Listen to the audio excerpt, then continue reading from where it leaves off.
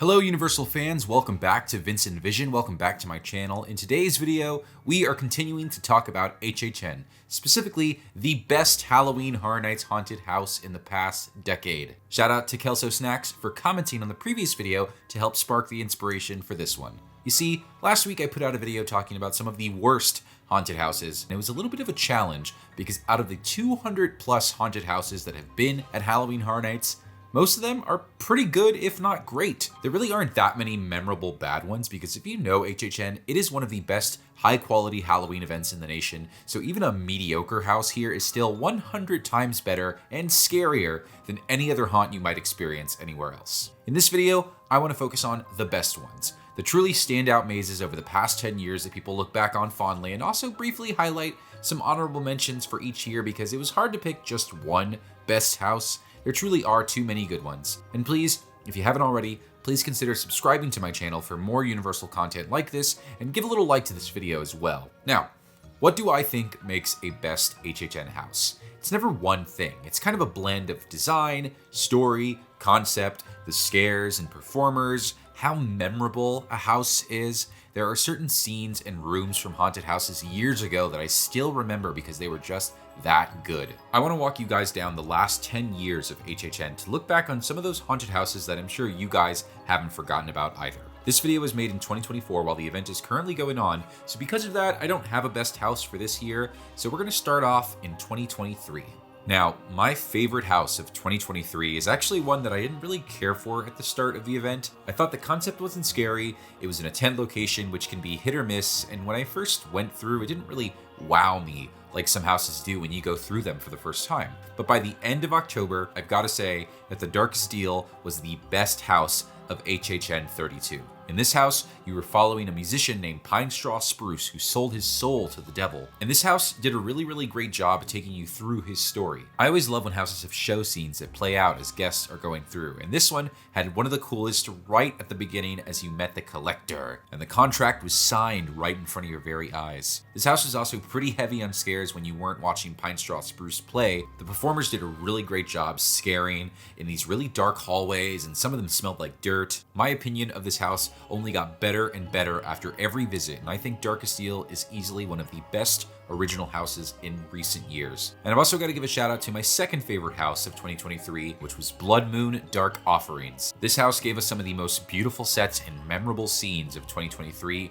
That church mannequin room, you know the one I'm talking about, super scary. 2022 brought us what a lot of people would say is one of the best Horror Nights houses of all time, Dead Man's Pier, Winter's Wake. And I have to agree with them. This house was actually a sequel of sorts to Dead Man's Wharf, a 2016 scare zone in the San Francisco section of the park. I remember the goosebumps I got walking into this haunted house for the first time and seeing that set. It is easily one of the best house facades that we have ever gotten, and I wish they could have just kept it somewhere for me to go visit whenever I wanted. This was probably one of the first haunted houses that I would ever call beautiful. It seriously was. The impressive entrance, the lighthouse that you could see all throughout the house, the music, Dead Man's Pier truly was a top-tier maze. The characters also had a lot of really great scares as well because people were so distracted by the beauty of this haunted house. I never really liked the end of the haunted house where it was meant to be like you were underwater, but honestly, everything else about the house was so great, it really does carry it to the top. I remember that ghostly siren woman playing the violin. What an image for an HHN house. Does anyone know if she was playing that live? Please leave a comment down below if you know. Anyway, Dead Man's Pier was the prime example of what made Halloween Horror Nights different than any other Halloween event in the world. But I've also got to give some love to this year's Halloween, a really great and scary IP house from the same year that, even though it was the fourth time Michael Myers has had a house, felt totally refreshed, unique, and was a must-do in 2022.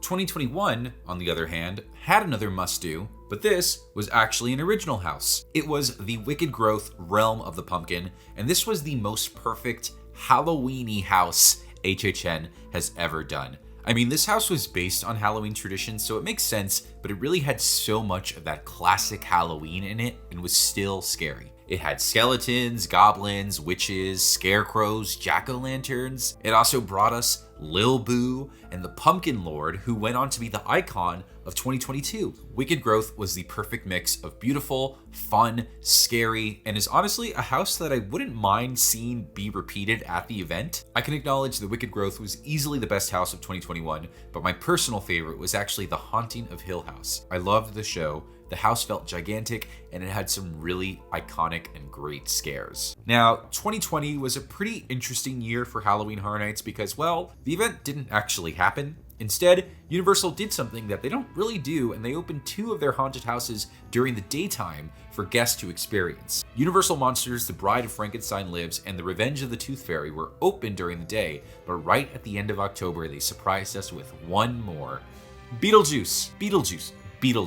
This one was easily my favorite house of the 3 that we got in 2020. I just thought it was so fun, and they did a really great job recreating scenes from the movie. It wasn't super scary, but it still had some moments, and it was just nice to have a fun house like this in 2020, and I think we all needed it. It was also cool to see Universal bring in a pretty big IP that, like Ghostbusters in the previous year, skewed more towards comedy versus horror. This house was tons of fun, and it was great to see Beetlejuice represented in the park again in a big way. Out of the other 2, Revenge of the Tooth Fairy would be my second choice for its fun facade, great sets, and tons of HHN blood and guts. Now, out of all the years I was putting in this video, I knew this one would be the hardest to talk about.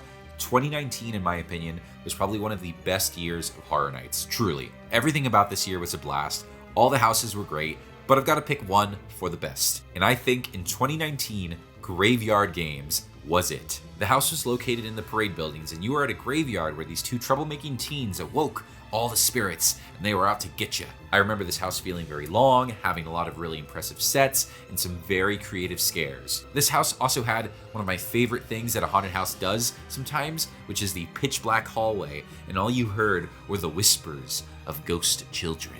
This one, just like Wicked Growth, was another perfect example of a Halloween-y Halloween Horror Nights house. I also really loved Universal Monsters that year. They got the classic movie monsters out of the 1930s and made them really scary and intense in this house. 2018 was also a really great year and brought us one of the best IP houses of Horror Nights. Not you, but don't worry, though we are definitely going to talk about you. It's actually Poltergeist. This house was in Soundstage 25, which is one of the largest at Universal, and that led to Poltergeist being the longest house of that year. And really what made this house special was that it wasn't your typical IP haunted house. You weren't just seeing scenes from the movie that play out in front of you. The creative team took it a step further and created scenes and scares for the house inspired by the film. This house was long and scary. That bright hallway once you stepped into the light, I will remember that scene forever. It was so scary and intense. Always got scared in that hallway. You know a house is good when people love it and they haven't even seen the movie. That was the case for Poltergeist, and while I'm sure it was very popular in the 80s, it still managed to capture the hearts and spirits of every guest that went through the house that year because it was simply that good. 2018 was also a really big year in HHN history because this is when we got the first ever Stranger Things haunted house. This is a really big deal for Universal, and I know there's a lot of HHN purists who don't really think too strongly about big IPs like Stranger Things, and I'm telling you guys to suck it up. This house did an amazing job of putting you in the show, and there was such a level of care and detail in this house that I haven't seen again in an IP house, especially with the casting. I remember going through this house for the first time and thinking that that was the real Winona Ryder, or that Universal had hired kids to be in the haunted house. The first Stranger Things haunted house truly shined a spotlight on HHN to the general public, and the event has only gotten bigger since then. As we get to 2017 in this video, I'm gonna have to admit that my house memory is gonna start to get a little spotty. I remember certain things, but it's also been like 7 years. But like the great Maya Angelou once said, I've learned that people will forget what you said, people will forget what you did, but people will never forget how you made them feel. And I can assure you that I still remember how Scarecrow the Reaping made me feel, which was terrified. This house was easily one of the scariest houses that I have done at HHN. This was in the tents, which lends itself to some dark and claustrophobic scares, which this maze was full of. I do remember one room vividly though, and it was a scene where there were drops of water falling on you, and it was meant to be as if you were getting pooped on by a bunch of crows. As you would imagine, this was the least scariest room in the house. Scarecrow the Reaping was the real deal, and I remember this house becoming much more popular because of word of mouth. People needed to see the scariest house of 2017 for themselves. A special shout out to Dead Waters of that same year for having a beautiful facade on the same level of Dead Man's Pier and having the slanted floor hallway, which we don't really see in houses very often. 2016 did a really great job with bringing a currently relevant and trendy IP that, in my opinion, ended up being one of the best houses of the year. And that was American Horror Story. This was based off 3 seasons of the show and was a very big house. This one was also super popular with guests and would constantly have the longest wait times throughout the night. Now, I had watched some American Horror Story and I thought it was so impressive how Universal was able to cram in all the memorable characters and fan service while still having a legitimately scary haunted house. I also like little rooms when it tells you what season of the show you're going into, and this haunted house had a lot of them. 2016 also gave us The Exorcist Haunted House, which had a unique challenge of making a house after a movie that mostly took place in the same room and kicked some serious butt. I will remember that room with all the mattresses and puke forever. Now, to me, 2015 was the true anniversary year over 2021. The scare zones and the haunted houses felt more connected to the anniversary theme, and it really did feel like Universal was throwing the kitchen sink at us with callbacks to the event's 25-year history. This year was also responsible for bringing us, dare I say it, the best Halloween Horror Nights haunted house ever. I am, of course, talking about Jack Presents 25 Years of Monsters and Mayhem, which was the longest house of that year and represented 14 houses from HHN past. I loved this house, and as someone who had been going to the event but hadn't seen a lot of these houses in here for myself, it was really great to be able to have a taste of them going through this house. Also, the Universal monsters got into the mix, and even though they've been represented at HHN before, this did kind of feel like they were killing 2 birds with 1 stone, considering Universal created these movies and kind of really made the horror genre what it was. And without the classic monsters, there wouldn't really be a Halloween Horror Nights. Jack the Clown was also all over this house. He would pop up in random sections of the house to remind you who was in charge. This type of house was something that I was wishing we would get again for the 30th anniversary in 2021, and while HHN Icons Captured was awesome, it wasn't anywhere near the level of tribute and fun as the 25 Years house was. While Jack reigned supreme in 2015, we also got the first Insidious house at the event this year, which was still one of the scariest haunted houses I have ever gone through. People are gushing about this year's Insidious the further, but man, that first Insidious house was so much scarier. And finally, 10 years later, we are at 2014. This was around the time when HHN here in Orlando would only have 8 haunted houses per year, which is crazy to me. This year was also a year when we got a pretty big IP to the event, and that also ended up being the best house of the year, and that was Halloween. This house, like the one in 2022, did a really great job of taking you through the story of the first film while still providing some pretty serious scares. Admittedly, this house did a lot of the same things that the most current version of Halloween did, but honestly, if it ain't broke, don't fix it. Halloween is one of the best horror movies of all time. It is a true classic,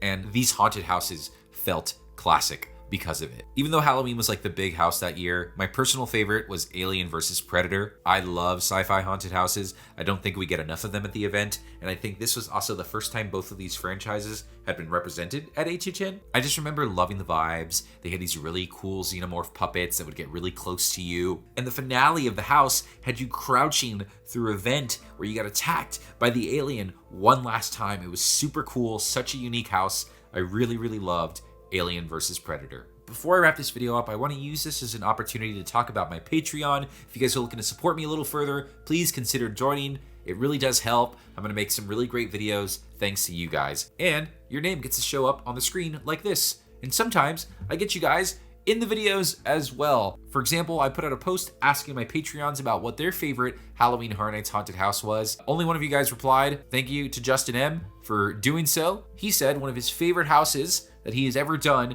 was Legendary Truth, the Wyandotte Estate from HHN 2010. I actually remember this house as well. This was very cool. This was like a ghost hunter's haunted house that you were going through. A really impressive facade. It kind of connected to the lore of the Legendary Truth, which is like a thing that kind of continues throughout Halloween Horror Nights. And one of the most memorable, unique scares that I have yet to see replicated again at the event, which was a ghost appearing under you as you were walking through this haunted house. Very cool choice, Justin. But apart from that, that is really all I've got. We have blasted through 10 years of Halloween Horror Nights history, and I've shared with you guys what I think are some of the best houses of those years. But I want to know what you guys think. What are the haunted houses that you have loved over the many years, or very few years, that you have visited Halloween Horror Nights? Please leave a comment down below. I'd love to see them. Thank you guys for watching another Vincent Vision, and I will see you in the fog. Watch out. Ha ha ha.